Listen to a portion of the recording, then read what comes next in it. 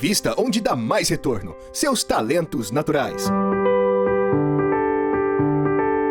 Talentos para o Sucesso. Um podcast para quem deseja aumentar seus resultados, focando no seu jeito natural de sentir, pensar e agir.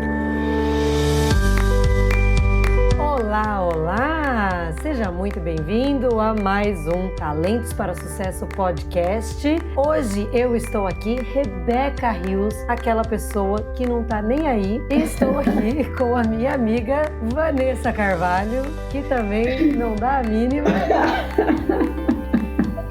Olá, olá pra todo mundo.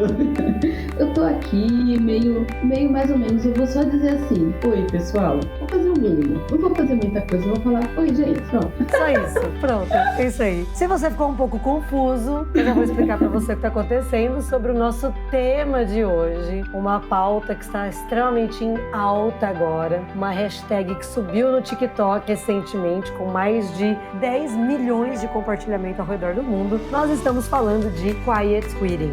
Sabe o que é? Tinha que ser você pra abrir, né? Tinha que ser professora de inglês pra abrir. Pessoa maravilhosa. Porque eu falando isso não vai ter o mesmo efeito.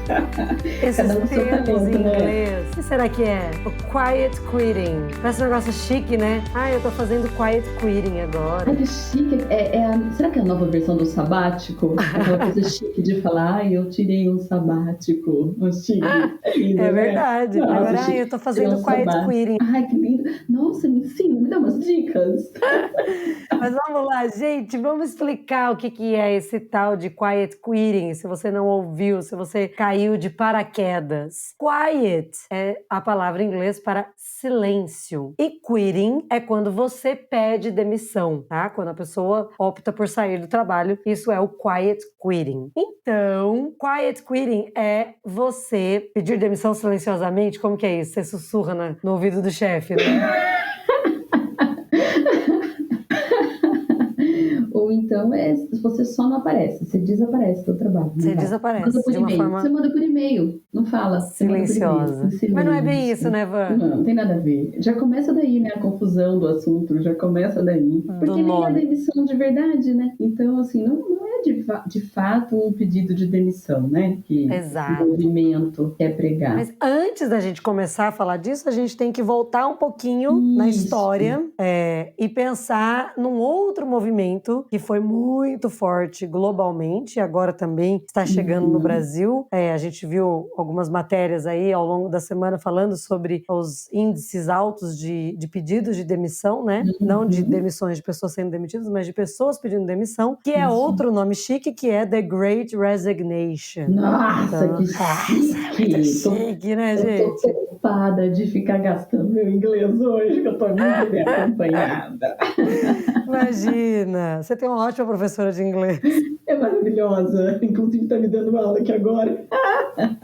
The Great Resignation foi um movimento pós-pandemia, mais especificamente em 2021, quando as pessoas estavam retomando as suas vidas ali, pós um ano muito estressante, desgastante, traumático, que levou as pessoas a muitas reflexões e mudarem os seus estilos de trabalho, de como elas encaram o trabalho. Então hoje as pessoas têm uma ideia de que não é necessário eu me matar pelo meu trabalho, né? Então, principalmente nos Estados Unidos, né, onde a galera tem uma filosofia muito feroz com relação ao trabalho, esse movimento ganhou força e as pessoas começaram a pedir demissão por não quererem mais se colocarem naquela situação ou não quererem ser obrigadas a voltarem para o escritório, já tinham se acostumado com home office, estavam curtindo família, ter uma vida mais light, de uma outra forma, e começaram a pedir demissão. E as empresas ficaram meio perdidas com isso, né? Porque a gente às vezes vê muito, né, Vans? As pessoas, ninguém é insubstituível.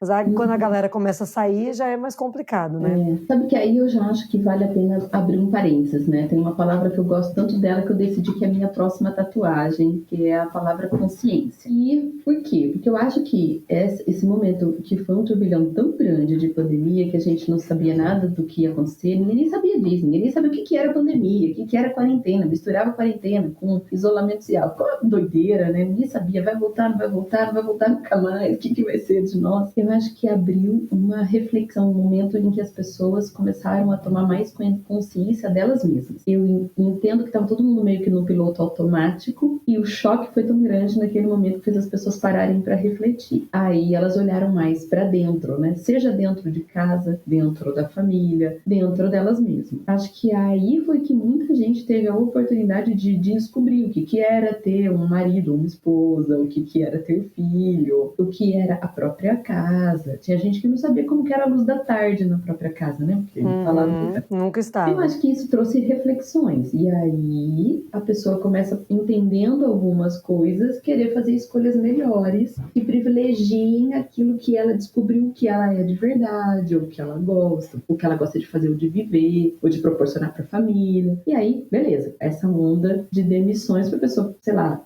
tenho que voltar para o escritório, não, vai me tirar dessas coisas que eu descobri, eu sou e que eu gosto. Não combina mais. Consciência, para mim, consciência. E tudo tem lados positivos e negativos, né? Tem gente saindo porque descobriu que quer fazer uma outra coisa e tá buscando, tá fazendo uma transição, Sim. Às vezes tá fazendo um negócio. Tem muita gente, assim, à minha volta mesmo, que eu tô vendo, ou que eu tô atendendo, e que tá nesse movimento. Mas também tem gente que só saiu porque saiu e não sabe o que vai fazer, que também é lá uma coisa muito saudável. Mas isso é uma página, né? A gente voltou lá atrás para depois chegar nesse movimento atual. Então, eu só quis fazer esse parênteses que tem uma coisa interessante aí, que é uma consciência, uma reflexão da pessoa olhar para ela mesma, olhar para casa, olhar para a vida, o que eu quero, o que eu não quero, o que eu sou, o que eu não sou. Será que aquele mundo lá do esforço no trabalho, aquele negócio o tempo inteiro era legal? Parecia que era legal, mas eu descobri que não era. Então, essa consciência é um parênteses aí que eu queria fazer. Você teve, Ivan, assim, esses momentos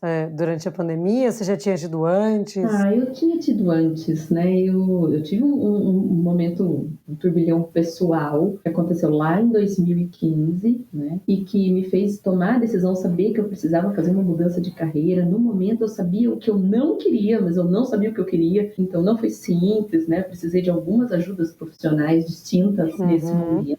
E foi bem legal poder contar com isso. E eu tive um momento depois que eu saí do corporativo, eu tive um momento que eu falei, não, eu só vou ficar em casa, porque eu saí, era novembro, eu falei, não, novembro, dezembro eu tô de férias, eu só vou viver meu filho, as férias dele, essas minhas férias. E eu acho que ali foi um momento importante. Mas como já vinha dessa crise, a minha solução foi autoconhecimento, né? Eu fiz alguns processos que me fizeram olhar para mim, olhar para dentro. Acho que a cerejinha do bolo foi esse período, alguns meses que eu passei em casa, e eu decidi conscientemente fazer nada. Eu acordava a hora que eu acordava e pensava o que eu quero comer hoje, e aí eu ia para fazer ou sair para comer o que eu queria comer hoje. Então eu acho que ali eu tive esse momento. Então quando estourou a pandemia, eu já estava colocada no meu devido lugar. Então acho que aí eu tive essas sacadas. Você já tinha saído do piloto automático, né? Tinha saído, a palavrinha consciência já imperava bastante. Tanto que assim, eu e meu marido, a gente conversou muito sobre isso durante a pandemia, né? Que a gente ficava vendo as pessoas tendo sacadas, percebendo, puxa, quanto casal que se separou, né? Porque descobriu o que era conviver e conheceu de verdade o parceiro e percebeu que não era bem aquilo que queria. Não é isso que eu quero, não. Agora que eu tô vendo esse ser humano bastante tempo, acho que não é não. Então, a gente conversou muito sobre isso, porque acho que a gente já tinha um nível de consciência legal, né? A gente não sentiu essa crise, assim, a gente não sentiu. Mas acho que é por isso, a minha reflexão já tinha sido. Sim. Mas eu acho muito importante que as pessoas tenham, né? Tenham consciência, tenham momentos, tenham reflexão, olhem para elas. Por isso que eu quis fazer até esse destaque, um lado bem positivo. O meu tinha sido alguns meses antes, porque eu tinha saído do meu trabalho, eu tinha mudado totalmente, tinha mudado de cidade, eu tinha diminuído carga horária, enfim, um monte de coisa, mas eu estava totalmente desconectada de mim, assim, eu não sabia nem mais quem eu era. Durante a pandemia eu tive uma crise de identidade, eu olhava no espelho e eu não me reconhecia, eu não sabia quem eu era e estava desconectada das pessoas, da minha família, dos meus filhos, das minhas filhas, né? E foi legal porque eu tive um momento muito intenso de convivência e foi legal porque eu e meu marido, a gente estava morando em cidades diferentes, porque ele estava trabalhando em outra cidade e eu na cidade que a gente morava antes, e foi quando a gente resolveu todo mundo mudar pra ficar junto. Mas a gente não sabia nem mais ser casal junto. E aí a gente teve um intensivão de 8 meses. ficando juntos. Então, ser casado é assim, peraí, vamos lá. Exatamente, é como que era mesmo? Faz tantos anos que a gente não tem mais essa experiência. Então, no nosso caso, foi muito positivo e eu acho que eu nunca tinha trabalhado tanto autoconhecimento quanto eu fiz nessa época. E tanto que eu mudei muitas coisas, né? E foi na mesma época que eu fiz o teste do Clifton Strengths e fez muito sentido pra mim, pra aquele momento. E eu comecei a estudar sobre aquilo e falei, gente, isso aqui vai transformar a vida de todo mundo, porque eu tava desligada, eu tava totalmente vivendo uma vida no piloto automático mesmo, sem perceber. E de repente, todo mundo foi sacudido. Eu já tinha feito uma mudança, mas não tinha sido sacudida ainda. E aí, nesse sacode, eu falei, não, acho que eu quero outras coisas também. Veio aí. Legal, além do que eu já faço, né? Então veio The Great Resignation no ano passado, 2021. Agora no Brasil esse movimento está tomando força. E agora, 2022, a nova tendência é o Quiet Quitting. Quiet Quitting, então, se resume a você se preservar no seu trabalho, não pegando obrigações que não fazem parte da sua descrição de trabalho, além da conta, além do horário, enfim, é você fazer ali exatamente aquilo que você foi contratado para fazer, no mínimo do mínimo, para você não se desgastar, para você se preservar. Isso é o quiet quitting. Isso é o que é como ele nasce, né? E porque depois vai tendo um monte de vertentes, de interpretações e de usos, né? Ele nasceu num movimento do TikTok, com pessoas postando as experiências delas, falando sobre como elas praticam o quiet quitting, ou por que elas começaram a fazer o quiet quitting. E eu assisti alguns vídeos de uma galera bem mais nova, na geração Z aí, que tá com uns 20 e poucos anos. E é uma galera que viu os pais se acabarem. Viu os pais tendo burnout, né? Viu os pais tendo burnout, não tendo tempo para passar com eles. Não viu os pais enquanto eles cresceram. E aí mais junta tudo isso, né? Essa questão da pandemia e todas essas mudanças. E essa galera falou, essa geração não vai ser uma geração que vai se matar de trabalhar. Eu acho que a gente pode cortar um pouco aqui para falar, peraí, o que rolou na pandemia? Porque eu acho que tem a lógica nasce daí. Legal, tínhamos lá um momento de muita dedicação, esses pais que estavam lá dedicando tanto ao trabalho que não tinham equilíbrio e não estavam com essa galerinha que agora está no movimento, né? Mas a gente viveu na pandemia uma mudança grande demais do trabalho, da relação de trabalho, de como ele acontece. Puxa, a gente dá treinamento, a gente entra em tantas realidades, tantas empresas. Eu tô, assim, o tempo todo vendo que, de verdade, o trabalho das pessoas está misturado na vida dela. Existe um lado positivo disso, porque eu me lembro que quando eu estava sendo preparada para fazer estágio, eu fiz colégio técnico, né? Quando eu estava sendo preparada lá para os professores, a gente tinha um curso de estágio e tal. Eles ensinavam a gente que a hora que a gente entrasse no trabalho, a gente tinha que tirar o casaco da vida pessoal e deixar pendurado do lado de fora da empresa. Coisa que isso não existe. Mas era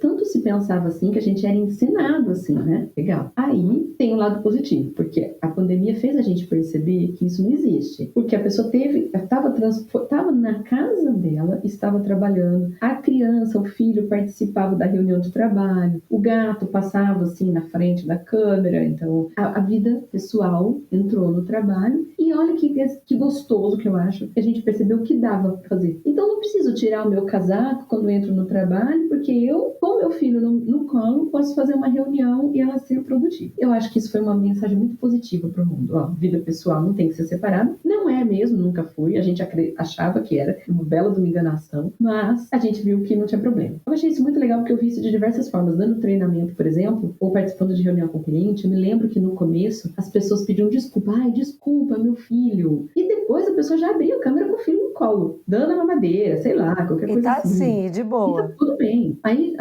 já tinha a galera fazendo treinamento, você vê que ela tá deitada na cama com o travesseiro aqui, ali, prestando atenção, tá na cama dela e tá tudo bem, ninguém tava se desculpando mais. Porque é isso mesmo, a vida tá misturada assim. Esse é um lado que eu acho positivo. Mas tem um lado bem negativo disso. Eu diria que doentio. Por quê? Como parece que tá tudo bem, que você responde de casa no seu horário do expediente, Então, cria-se um ok para responder à noite, fora do seu horário expediente, do mesmo jeito, já que durante o dia você podia, então à noite você pode também. E aí, a gente vê o chefe realmente mandando a mensagem e querendo a resposta à noite e pedindo ou cobrando uma resposta de uma pessoa à noite. Então, virou uma bagunça. Aí, quer dizer, não tem mais separação entre vida, aquela separação saudável. Não tem aquela separação irracional de, agora eu tô trabalhando, não tenho vida pessoal. Nem sente dor de barriga porque você tá trabalhando. Sim. Existe, mas também não dá pra pessoa nunca ter um jantar com a família dela, porque o tempo inteiro ela tá respondendo um e-mail ou um WhatsApp, e se ela não responder,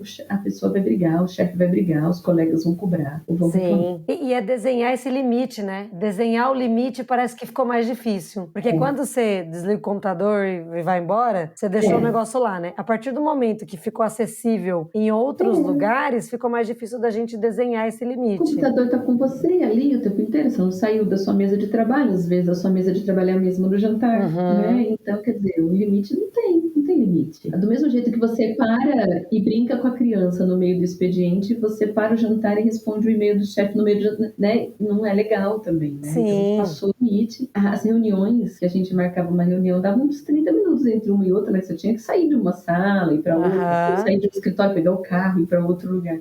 Só que no online isso, então marca a reunião, uma termina às 10, a outra começa às 10. Às 10. Então é emendada. Ficou mesmo uma coisa mais insana, né? Sim. E agora a gente pensando, né? O quiet quitting como uma ferramenta para evitar burnout. Ok, legal. Já viu aquela frase? Nenhum CNPJ merece um AVC? Ou vale a pena por um AVC? Vale um AVC, Não vale um AVC. Nenhum CNPJ vale um AVC. É muito isso, realmente. Não vale. Mas será que as pessoas estão interpretando o quiet quitting só como isso? Só não vou chegar no ponto do burnout. Aí é que vem o perigo, né? Porque não é assim, eu não vejo só isso não. Eu já vejo, por exemplo, pesquisando aqui pra gente se preparar. Gente, quanto eu vi da frase salário mínimo, esforço mínimo?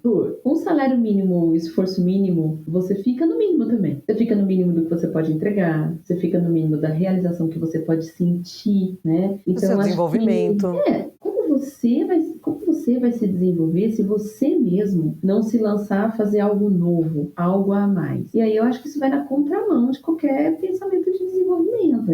É um risco muito grande a gente usar isso, sei lá, como uma muleta, como uma passada de pano para aceitar e dizer que tá tudo bem você não se esforçar, não se desenvolver, não querer, não buscar oportunidades de crescer. Então eu vi ao mesmo tempo assim, gente reclamando que a empresa exige demais, quer tudo de mim, quer tudo de todos os funcionários, sendo que só tem oportunidade de crescimento para alguns. Mas aí eu sempre fico pensando que a responsabilidade da nossa carreira deveria estar nas nossas mãos, deveria ser uma coisa que a gente quer para nós mesmos. Assim, é meu. Eu não posso terceirizar isso. Legal, então vamos supor que você está ali numa equipe que tem 20 pessoas, tem uma vaga que você quer aquela vaga, porque também pode ser que você não queira, tem uma vaga ali de supervisor, de coordenador daquela área, e você quer essa vaga. E aí você está vendo que não tem chance de jeito nenhum. Você está se esforçando, você está se dedicando, você está vendo que não tem chance. O responsável por resolver isso é você. Não basta a gente só jogar na empresa. Pô, a empresa não me deu uma oportunidade. Pera lá, só tem uma vaga ali. De repente alguém foi melhor, ou tinha um perfil mais certo. Então essa pessoa foi. Você viu que não foi você. Você tentou, você candidatou. Esse problema é seu. Quem tem que resolver isso é você. Então você pode buscar em um outro lugar. Não tem uma única empresa pra gente trabalhar. Então eu sou do partido de que a minha carreira é minha. Eu acho que todo mundo deveria pensar. Cada um é dono da própria carreira. E deveria buscar os caminhos para conseguir o que a pessoa quer para ela, não esperar de alguém. Aí eu acho que o esperar de alguém e não receber é que gera uma revolta. Que aí a pessoa fala, então quer saber? Eu não vou poder subir mês para aquela vaga que eu queria, eu vou fazer o mínimo. E agora ela mascara dizendo que ela é cool, porque ela tá dentro do quiet quitting. Entendeu? Putz, nada a ver. Isso não é positivo. E a gente vê, assim, né? A gente que trabalha com essa questão da abordagem dos pontos fortes, a gente vê que o quiet quitting nada mais é do que o desengajamento. Né? A pessoa, ela não está ativamente engajada. Desanimou, desconectou, né? Tá desengajada ali, ó. Eu vou levar o meu trabalho de segunda a sexta, vou fazer ali o mínimo do mínimo e vou fazer isso. E a gente sabe que o desengajamento é uma das coisas que mais custa para as empresas hoje em dia, né? Tem um estudo da Gallup que faz esse monitoramento de engajamento e tudo mais, e diz que a gente até já falou aqui, né, sobre o State of the Workforce no mundo, né, e no Brasil, que diz que as pessoas estão em média aí 23% só engajadas. Quer dizer que tem mais de 70% aí, quase 80% de pessoas que estão desengajadas. E essas pessoas que estão desengajadas ou não engajadas ativamente, né, elas estão ou desengajadas ou ativamente desengajadas. Elas custam 7,8 trilhões de dólares para o mundo, né, para as empresas do mundo ao longo do ano. Ou seja, isso é um valor absurdo em dólar, em real, então é uma coisa muito preocupante. Agora, é um número absurdo, né? É astronômico, realmente é muito, é alarmante, né? Ok, pensando, como mede quanto isso custa para a própria pessoa que está desengajada? Não tem nem como medir, não tem nem como medir o quanto isso vai afetar o desenvolvimento dela, a saúde dela, né? E o futuro dela, da família, né? Tudo que vem pela frente. Então, já é astronômico e dá para medir, mas o quanto ela custa para o mundo, quanto essas pessoas custam para o mundo, para as empresas e tal. Mas quanto custa para cada uma delas, eu acho que é mais crítico ainda. E nem dá para medir. Sim, e não dá nem para medir, e é uma questão que passou batido, né? Passou batido, até agora é o nome do novo livro da Gallup aí, do Blind Spot, que é o aumento da infelicidade e da falta de well-being, né? De bem-estar, e como que os líderes aí de organizações deixaram passou desapercebido isso, porque a gente entrou numa cultura de pessoas descartáveis, tudo é descartável, as pessoas são descartáveis, e a gente não precisa focar no bem-estar do funcionário. Esse não tá dando certo? Troca. Esse não tá dando certo? Troca. E aí as pessoas passaram a ser descartáveis. Só que não é bem assim, né? Aí de repente vem um movimento como o Great Resignation, a galera começa a pedir demissão, não tem gente para trabalhar na tua empresa. Ou agora um outro movimento como o Quiet Quitting, o pessoal vai fazer o mínimo do mínimo, e aí, como é que você vai engajar essas pessoas? Como é que você vai trazer pessoas que vão realmente vestir a camisa, trabalhar, se você não enxerga essa pessoa como uma pessoa que precisa estar cuidada, que precisa ser desenvolvida? Você acha que passa muito pelos líderes, Van? Eu acho que passa muito, assim, de novo, né? Coitados dos líderes. Gente, eu tenho dó dos líderes, mas faz parte, né? Não tem muito jeito. A gente pode... É uma responsabilidade grande. Uma vez eu estava dando um treinamento para uma turma de trainees, então eles estão sendo preparados para uma primeira liderança. E aí nós estávamos conversando sobre quais são os papéis de um líder, que um líder tem que fazer. E nem é aquela visão de líder como super-herói, que ele tem que ser tudo, saber tudo. Não, porque a gente estava usando uma visão até baseada em talentos e pontos fortes, que já não prega que a gente tem que ser bom. Mas o líder tem um papel de desenvolver a equipe, de abrir esses caminhos. O líder tem o papel até de levar a pessoa a essa reflexão de que ela pode ter um caminho à frente, uma carreira, o que ela pensa, o que ela quer, porque não dá para gerar engajamento sem ela olhar lá na frente, né? E aí no final do treinamento, um dos trainees falou assim: olha, foi excelente o treinamento, foi excelente entender que tem tudo isso que é papel do líder. Inclusive agora eu estou pensando se eu quero mesmo ser líder, por causa do tamanho da responsabilidade. Bom, eu fiquei feliz, porque a mensagem, tanto ele recebeu a mensagem e entendeu a responsabilidade, ele falou: peraí, não é qualquer coisa que eu vá assim só indo com a boiada, eu preciso pensar, realmente eu quero, porque é uma responsabilidade muito grande. E ele falou assim, né, eu entendi numa proporção muito maior do que eu tinha pensado, quanto eu vou impactar a vida das pessoas que responderem para mim, e isso é muito sério. Então, é muito sério mesmo, e aqui tá de novo um outro assunto. Gente, ninguém tem que estar em burnout, ninguém quer isso. Não. Mas também, qualquer pessoa que esteja fazendo o mínimo, que esteja desengajada a ponto de desejar fazer só o mínimo, ninguém vai produzir bem. Então, o líder, não porque, nossa, ele tem que ser um ser humano bonzinho, fantástico, perfeito, ele tem que cuidar das pessoas. Não é por isso, é porque ele, como líder, tem que dar resultado. E quem dá o resultado são as pessoas. Então, né, a gente fala, puxa, você líder, cuida das pessoas. As pessoas cuidam do resultado, do cliente, da empresa, do negócio. Então, sim, é papel do líder, tá na mão do líder de novo. E é curioso isso, né? Que hoje a gente começa a ver um outro movimento nessa formação de líderes, né? Porque antes a pessoa estava ali, aí ela era destaque na área dela e ela era promovida para ser líder. Mas ela não tinha preparo nenhum ali, só porque ela executava muito bem a função dela, colocavam ela num lugar que ela ia liderar outras pessoas para fazer aquela função. E aí a pessoa ficava meio perdida. Eu mesma, eu era professora dentro de sala de aula, um belo dia me chamaram para ser coordenadora. E eu tava só eu e a diretora na sala, e ela falou, a gente quer que você seja coordenadora do programa bilíngue. Eu olhei pro lado assim, parecia que ela tava falando com outra pessoa. Eu falei, eu? E assim, elas viram, claro, um potencial ali muito grande, mas eu não me senti preparada para aquela função de líder, a sorte que eu tenho muitos talentos aí que me ajudaram a ser uma boa líder e eu aproveitar as oportunidades que a escola me deu, mas hoje eu falo, nossa, eu podia ter sido muito melhor. Nossa, hoje, por exemplo, eu sou uma pessoa, por conta do meu realização em primeiro, eu me incomodo demais me incomodava. Hoje eu entendo porque a pessoa não tem o mesmo compromisso psicológico que eu tenho com o trabalho, né? No meu realização fala que o trabalho é o que dá sentido à minha vida. Então você imagina eu ouvir a pessoa falar que ela vai fazer o mínimo do mínimo, né? Nossa, mãe, dá até um arrepio na nuca. É um revertério. Eu me incomodava demais com gente que era a lei do mínimo esforço. Então hoje eu penso, o que eu posso fazer para ajudar essa pessoa a se engajar? O que eu posso fazer? Hoje eu não sou mais líder na escola, eu trabalho como professora, mas nas outras funções que eu exerço, trabalhando com professores, eu penso, como que eu posso despertar o interesse, engajar esse professor para que ele faça o trabalho dele de uma forma mais produtiva, mais prazerosa, mais efetiva. E eu acho que isso foi talvez o que mais me encantou em saber, conhecer a abordagem do Clifton Strengths, né? Que tem aquele estudo que fala que quando você usa os seus talentos todos os dias, você pode ser até 6 vezes mais engajado no teu trabalho. Só porque você tem a oportunidade de fazer aquilo que você faz bem todos os dias. Então isso me encantou demais. Eu falava, gente, todo mundo precisa conhecer isso.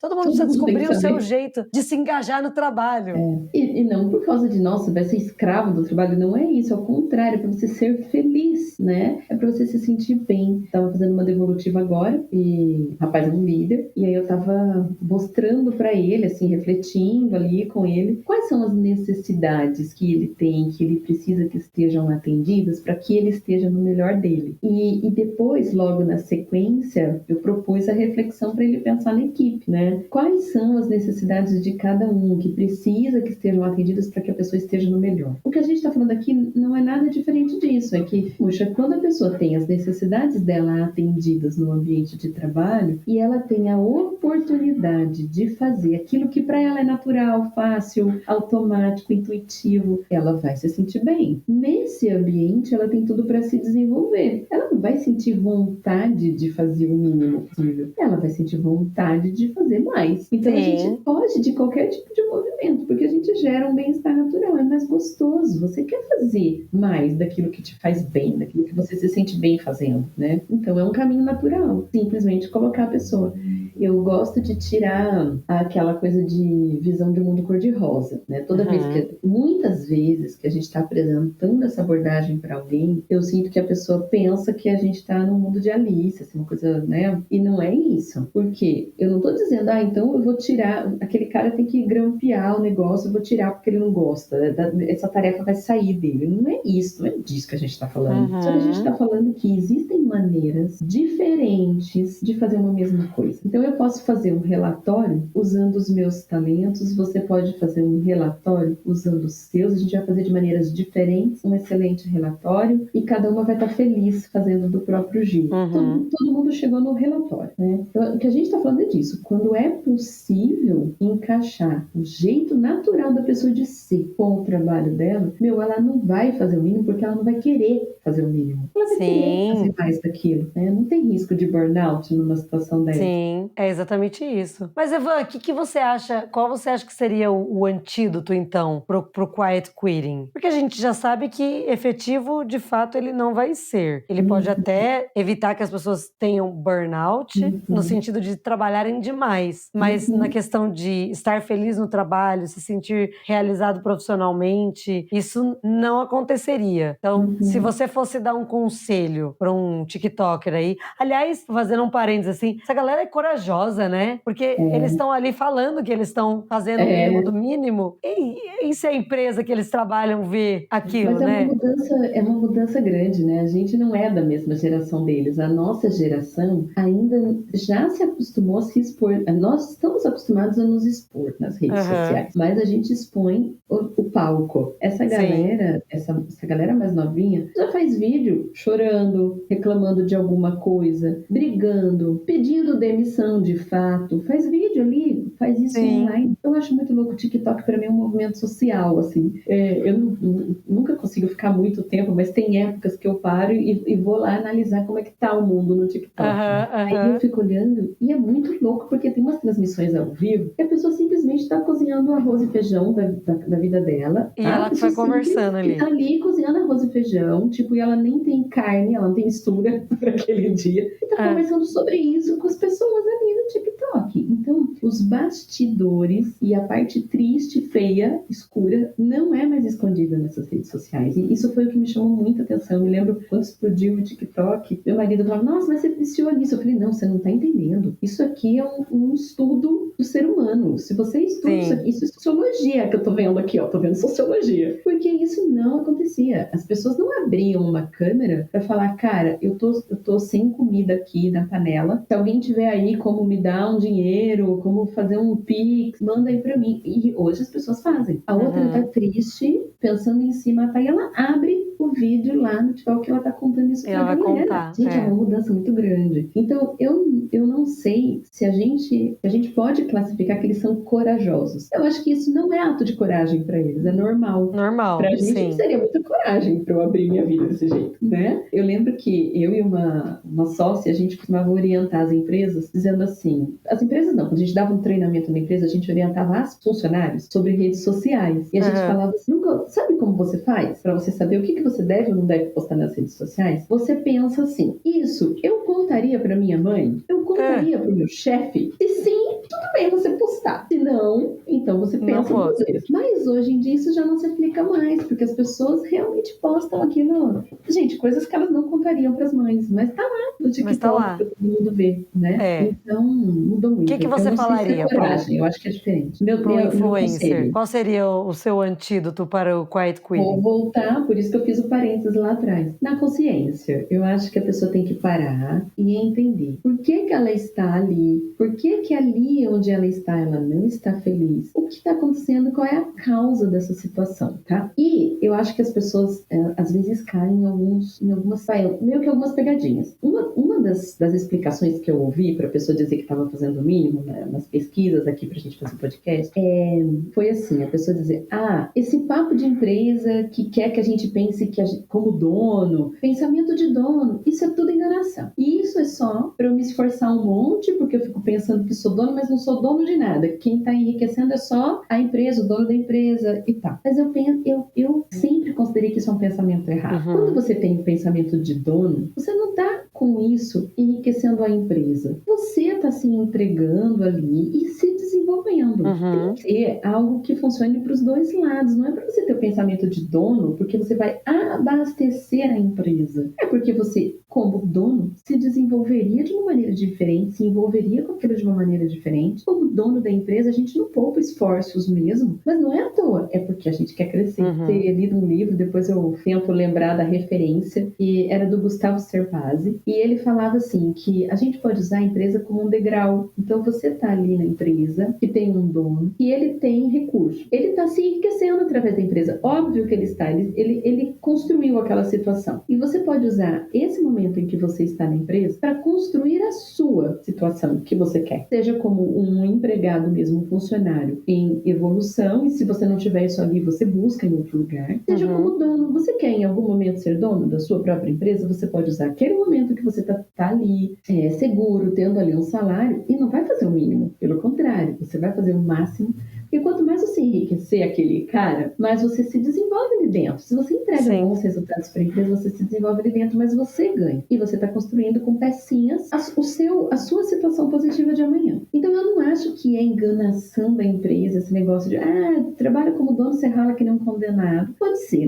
não dá para generalizar, e tem empresas e empresas, tem chefes e chefes, né? A gente fala muito disso. Mas eu não gosto desse tipo de pensamento que só nos leva a um extremismo de falar, então eu vou cruzar meus braços, vou fazer o mínimo. Mas eu também não vou me desenvolver. Um pouquinho de consciência para refletir. Por que você não está bem? Por que essa situação que está demandando de você não faz você também se sentir em crescimento? Talvez não esteja alinhado com o que você quer, talvez não esteja alinhado com quem você é, talvez você ainda não achou o caminho de fazer do seu jeito, e na hora que você encontrar a resposta para isso, resolve a causa. Não basta cruzar os braços, porque você também não muda a sua própria situação. Sim, e talvez até lidar com essas conversas difíceis que a gente chama, né?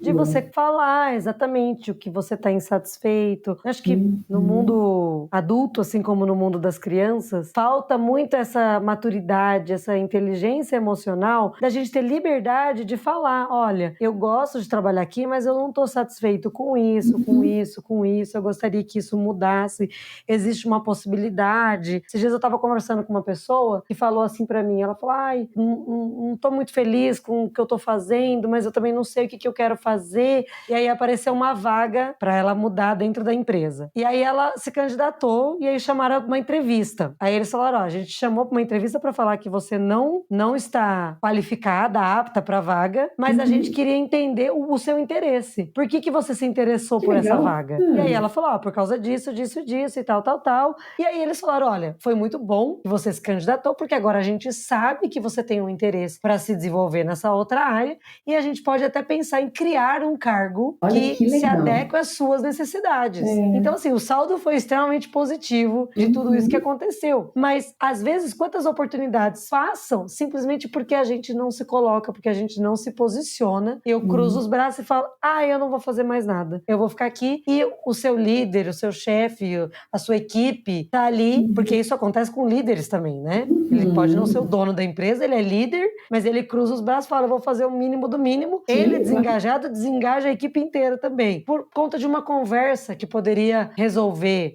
Mas ninguém quer ouvir, as pessoas não sabem lidar, então a gente precisa de ferramentas para conseguir ter esses tipos de conversa que podem ser não tão agradáveis, mas que podem trazer um saldo muito mais positivo e sair dessa rotina, né? A gente não pode esperar resultados diferentes fazendo a mesma coisa. Definição de loucura. Quitting, você no quiet quitting, você acha que você fazendo o mínimo do mínimo ali vai mudar alguma coisa? A sua empresa vai falar, olha lá, coitadinho, tá fazendo o mínimo, vamos dar um aumento para ele, vamos... Difícil, né? Difícil, né? Eu tive um diretor, ele fazia uma comparação que eu achei tão inteligente que eu sigo fazendo, né, para todo mundo, que é a história do jogador de futebol. O jogador de futebol tá insatisfeito lá no time dele, time pequeno, paga pouco, ele quer jogar na Europa e ganhar bastante. Então o que ele faz? Gol contra.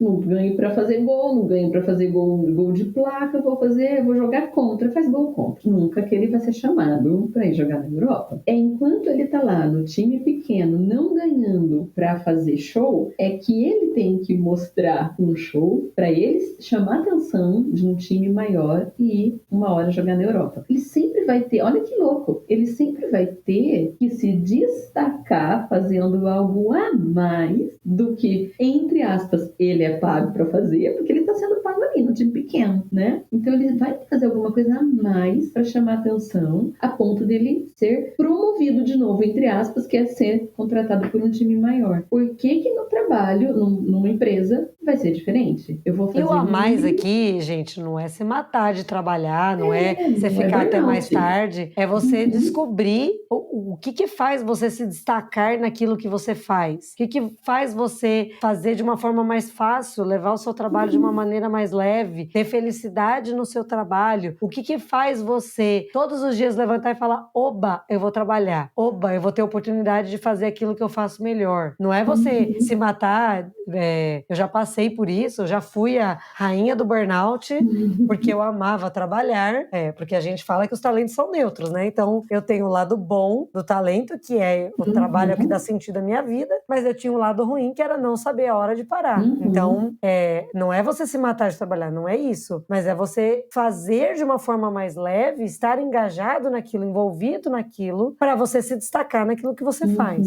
E aí vai de novo um recado pro líder, né? Você acabou de contar um case de uma pessoa que ela sabia que ela não estava feliz, mas ela não sabia exatamente o que ela queria. E você também trouxe que a gente não está muito acostumado a ter alguns tipos de conversas, que inclusive a gente chama de conversas difíceis. Eu não sei se elas são difíceis, elas não seriam difíceis se a gente tivesse acostumado, se elas fizessem parte do nosso dia a dia, talvez elas nem difíceis fossem. Mas juntando essas duas coisas, gente, as pessoas não estão acostumadas a refletir sobre elas mesmas. Por isso que o meu conselho primeiro era o consciência. Elas não estão acostumadas. Então, quem é líder, de novo, papel, ajudar a pessoa a refletir. Porque eu tô sempre ouvindo os líderes dizerem assim, mas essa galerinha nova aí não quer nada com nada. Não tem quem não quer nada com nada. Isso não existe. Todo mundo quer alguma coisa, todo mundo quer fazer alguma coisa e ficar orgulhoso, e ficar satisfeito do que fez e tal. E aí tá o atalho, né? Você tava falando. Quando a pessoa faz o que ela gosta de fazer, o que é natural pra ela, o que é fácil, o que ela aprende rápido, e tudo isso é talento, então, quando ela faz aquilo que ela tem talento pra fazer, é fácil pra ela, não vai dar burnout, porque não tá sendo ruim, ela não tá se sentindo escrava. Mas, às vezes, a pessoa não pensou sobre isso. Ela não sabe nem que dá. Ela tá tão acostumada a pensar ao pensamento antigo, de que trabalha, você tem que ir lá trabalhar e voltar, e depois vai pra casa. Que aí ela tem aquele pensamento do sextou, né? Por acaso a gente tá aqui gravando numa sexta-tarde, né, Rê? Depois das 6 da tarde, diga-se de passagem, né? E tá curtindo fazer, né? Não tá sendo sofrimento. Porque tem a ver com os nossos talentos, tem um propósito, tem algo maior. Todas as pessoas querem isso. Só que elas não estão acostumadas a refletir. Ninguém veio perguntando isso pra ela ao longo da vida. Então, é papel do líder ter conversas significativas. As conversas são significativas quando o líder faz, o liderado refletir. Quando ele faz perguntas que a pessoa nem sabe responder, né? Coisas assim, o que faz o seu dia ser incrível? O que é um dia fantástico pra você? O que é um dia de merda pra você? Porque a pessoa vai começar a refletir sobre o que ela gosta, sobre o que ela não gosta. De todas as tarefas que você faz, qual é a que você mais gosta? Qual é que drena sua energia? E aí, às vezes, o líder tem medo de perguntar isso. Ele tem medo de perguntar porque ele acha que se a pessoa responder que não gosta, por exemplo, de fazer apresentação, ele vai ter que tirar a apresentação da tarefa. E aí, como que ele vai fazer? Mas tem tanto caminho. Talvez realmente tenha outra pessoa para apresentar. Talvez tenha outro jeito de apresentar. Um simples ajuste do tipo apresentar de pé lá na frente ou apresentar sentado numa sala de reunião, às vezes já pode deixar a pessoa muito mais confortável. Então, vale a pena ter essa conversa, tal da conversa difícil, fazer perguntas que levem a pessoa a refletir. Aí você, como líder, pode ajudá-la a refletir de novo. Não é você que vai dar receita, mas é ela que vai refletir. Que ajuste ela poderia fazer? Pronto. Ela se ajustando, tem caminho para ela fazer bem o que ela gosta de fazer, você ter resultado. Você não vai olhar mais para a pessoa e pensar, não quer nada com ela. E para com essa coisa só de cobrança, né? Porque a gente fala muito dessa questão do chefe, não como chefe de cobrança, mas como um líder que vai ajudar ali a pessoa que ele está liderando. Ele vai apontar o caminho, ele vai mostrar, mas não cobrar. Porque senão a gente cai naquele erro que eu tinha, de projetar os meus talentos nas minhas lideradas, né? Que era, faz do jeito que eu faço, faz do jeito que eu faço. E não é fácil para outra pessoa fazer, é fácil por causa dos talentos que eu tenho. É fácil para o líder falar, porque essa resposta ele já tem pronta. Eu tenho dado um treinamento para uma empresa grande e tal, e ajudado os líderes, né? Nesse treinamento são 5 encontros. Toda vez que a gente se encontra, eu volto a perguntar, e aí, o que foi difícil de aplicar? Que pergunta que foi difícil de fazer? E aí o que eu percebo é que eles têm dificuldade de perguntar coisas para o liderado quando eles sentem que eles não têm a resposta. Então, eu sou líder. Se eu fizer uma pergunta para a pessoa, ela não sabe, eu acho que eu, como líder, que tenho que responder. Mas não é verdade. Esse tipo de pergunta é para a pessoa refletir. E se ela não conseguir responder, não conseguiu, deixa ela pensar. E conversa de novo. Ela vai ficar refletindo, ela tem que ficar com uma pulguinha atrás da orelha. Marca, conversa de novo. Mas é muito importante entender que como líder você não tem que ter todas as respostas, mas sim tem que fazer perguntas para a pessoa refletir, ela pensar e ela encontrar o caminho dela, né? O que a gente fala que é uma postura de coach na liderança. Sim, eu vou contar um segredo nosso aqui. Nós não temos todas as respostas.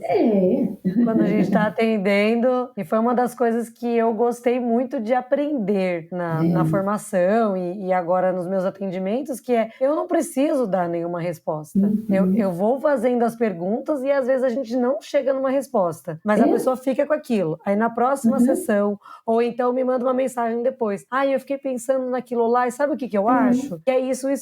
Então tá bom, então vamos trabalhar em cima disso, né? Vamos entender melhor isso. Porque é isso, é a pessoa começar a entender que ela precisa entender o processo dela para ela conseguir dar essa resposta. E sair desse automático de que sempre alguém vai me dar a resposta. Isso, você tira a pessoa de uma posição de que está esperando sempre para alguém que está pensando e propondo. Puxa, quem que estando numa posição dessa vai querer fazer o mínimo? Exatamente, é exatamente isso, é verdade. Muito bem, gente, que papo gostoso, que bom a gente poder trazer esse tema que tá tão atual aí. Se você gostou desse formato, manda pra gente temas que vocês acham que a gente poderia discutir aqui, que tá em alta, que a gente pode trazer e fazer um link com a questão dos talentos, dos pontos fortes, ou não, ou a gente trazer com base na nossa experiência, mas comenta aí o que você achou, o que você gostou. Compartilha com as pessoas que não sabem ainda o que é Quiet Quitting, o que foi The Great Resignation. Se você conhece um amigo que falou pra você,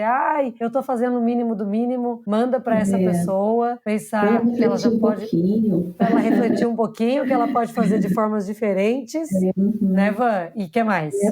Pra ela não roubar a própria chance de encontrar o lugar dela. Porque eu acho que o que a pessoa faz quando ela tá fazendo o mínimo, ela tá roubando dela mesma a chance de se encontrar. E a hora que ela se encontrar, ela não vai querer fazer o mínimo, né? Vai ser natural a vontade e o resultado. É aquilo que a gente fala, é um atalho, né? Quando você usa o que é fácil para você, o que é natural para você, né? Que aqui a gente chama de talento, para fazer o seu trabalho, você vai dar o máximo de resultado. Não só o trabalho, qualquer coisa. Você vai ter o máximo de resultado. Então isso não é desgastante. Maravilha! Gente, muito obrigado por ouvir o nosso podcast. Fique ligado, em breve voltamos com mais. Se vocês podem dar dicas daquilo que vocês querem, como a Rebeca já falou, contem-nos tudo. Não nos escondam nada. Se engajem com os Talentos para o Sucesso, pessoal. Não sejam quiet quitters do Talentos para o Sucesso. Por favor. Beleza, tchau, pessoal. Valeu, até a pessoal. próxima. Tchau. Obrigado por ter ouvido o podcast Talentos para o Sucesso. Acesse nossos sites talentosparosucesso.com.br para mais informações sobre como assinar gratuitamente esse programa em seu aplicativo de podcasts favorito e não perder nenhum episódio. Precisando de coaching ou treinamentos? Entre em contato, diga que é ouvinte do podcast e receba um belo desconto. Quer ter ainda mais sucesso? Crie parcerias, compartilhe esse podcast com seus contatos e vamos juntos melhorar o mundo.